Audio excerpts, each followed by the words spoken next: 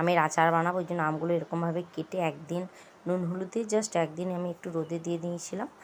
তো আমটা বেশি শুকনো করবে না, শুকনো করলে খেতে ভালো লাগবে না। এরপর আমি একটা ফ্রাইং প্যান বসিয়ে তাকে গোটা জিরে, ধনে আর যে যেমন ঝাল খাবে সেরকম লঙ্কা, অল্প একটু দিয়েছি কালো সর্ষে আর একটু হলুদ সর্ষেটা বেশি দিয়েছি। তো আর এখানে অ্যাড করতে হবে মৌরি। তো এগুলো সমস্ত কিছু অ্যাড করে দিয়ে আমি একটু শুকনো কড়াই এরকম ভেজে নেব। তো যখন ভাজাটা থেকে সুন্দর একটা গন্ধ আসবে, তোমরা মশলাটা তুলে বেটে নিবে। শিলপাটায়ও বাটতে পারো আর ব্লেন্ডারও ব্লেন্ড করতে পারো, তোমাদের ইচ্ছে। মশলাটাকে এরকম শুকনো অবস্থায় ব্লেন্ড করবে, জল দিয়ে ব্লেন্ড করবে না। এবার আমি ফ্রাইং প্যানে আমি আর তেল দিয়েছি, তেলটাকে গরম করে নেবো, জাস্ট গরম করব, তেলটা ফোটানোর কোনো প্রয়োজন নেই, তেলটা গরম করে নিলেই হবে। তেলটা গরম হয়ে গেলে এখানে দেবো হচ্ছে হলুদ আর লঙ্কা গুঁড়ো, আর তোমরা কালারের জন্য এখানে কাশ্মীরি লঙ্কা গুঁড়োও দিতে পারো। তো হলুদ আর লঙ্কা গুঁড়ো দিয়ে আমি একটু কাশ্মীরি লঙ্কা গুঁড়োও দিলাম, আর দেবো বেশ খানিকটা লবণ দিয়ে ভালো করে তেলের সাথে সমস্ত মশলা মিশিয়ে নেব। তারপর যে মশলাটা আমি ভেজে বেটে নিয়েছিলাম আর কি, সেই মশলাটাও এর মধ্যে অ্যাড করে দেবো।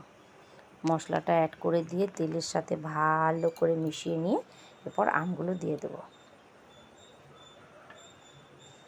আম কিন্তু আবারও বলছি, আম বেশি শুকনো করবে না, শুকনো করলে কিন্তু এই আচারটা একদমই ভালো লাগবে না।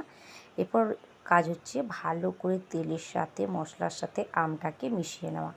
একটু ধৈর্য ধরে ভালো করে মিশিয়ে নেবে, আর অবশ্যই একটু চেষ্টা করবে কাশ্মীরি লঙ্কা গুঁড়ো দিতে, এতে কী হবে কালারটা সুন্দর লাগবে। যে কোনো জিনিসে জানো তো কালারটা বেশি ভ্যারি করে আর কি। তো ওই জন্য আমি কাশ্মীরি লঙ্কা গুঁড়ো দিয়েছি, না থাকলে নাও দিতে পারো, কোনো অসুবিধা নেই। আমি আরও বেশ খানিকটা কতগুলো আর কি কাঁচা লঙ্কা দিয়ে দিলাম। কাঁচা লঙ্কাগুলো আমি ফাটিয়ে দেবো না, এরকম নাড়াচাড়া দিতে দিতে বা রোদে দিতে দিতে অটোমেটিকলি ফেটে যাবে। এখন থেকে ফাটিয়ে দিলে অনেক ঝাল হয়ে যেতে পারে, ওই জন্য আমি ফাটিয়ে দিলাম না। তো চলো, মেশানো হয়ে গেছে। এরপরে এই হচ্ছে ফাইনাল লুকস, দেখো কী সুন্দর কালারটা এসছে। এরপর এটা রোদে দিয়ে দিলে মানে মশলাগুলো পুরো আমের মধ্যে ঢুকে যাবে। তো তোমরা এর মধ্যে আরও একটু বেশি করে তেল অ্যাড করে তোমরা রোদে দিতে পারো, কোনো অসুবিধা নেই। আমি এরকমই দেবো, তেল বেশি দেবো না।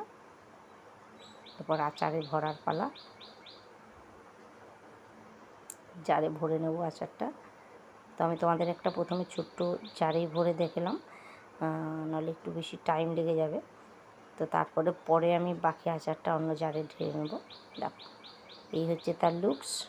তো তোমরাও একবার ট্রাই করে এরকমভাবে আচার, ভালো লাগবে। এই আচার তো ভাত রুটি সবেতেই যেন ভালো লাগবে।